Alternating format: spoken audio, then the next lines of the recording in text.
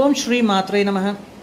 குரு பயிற்சி சீரீஸில் நம்ம நெக்ஸ்ட் பார்க்க போகிறது விருச்சிக ராசி. விருச்சிக ராசிக்கு ஒரு சின்ன ஒரு லக் அப்படின்னு சொல்லலாம். ஏன்னா விருச்சிக ராசிக்கு 9ஆம் வீட்டில் குரு பகவான் சென்று அமர்ந்து 5ஆம் பார்வையை உங்கள் ராசிவே பார்க்க போகிறார். கண்டிப்பாக பணவரவு தனவரவு கண்டிப்பாக இருக்குது. முக்கியமான விஷயம் லக் அப்படிங்கிற ஒரு விஷயம் விருச்சிக ராசிக்காரங்களுக்கு அதிகமாக வேலை செய்ய போகுது.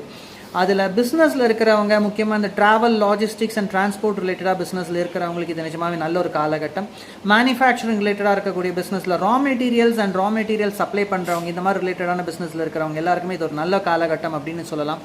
முக்கியமான விஷயம், உங்கள் அப்பா வழி உறவுகள் மற்றும் அப்பா வழி சொத்துக்களில் ஏதாவது பிரச்சனைகள் இருந்தால் அதெல்லாம் சுமூகமாக தீர்ந்து எல்லாம் நல்லபடியாக கைகூடி வரக்கூடிய ஒரு காலகட்டம் இது.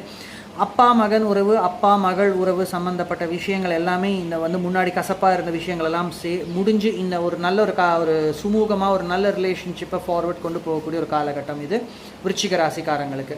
முக்கியமான விஷயம், இந்த ஆன்மீக தேடுதலில் இருக்கிறவங்க எல்லாருக்கும் குறிப்பாக நோட் பண்ணிக்கோங்க.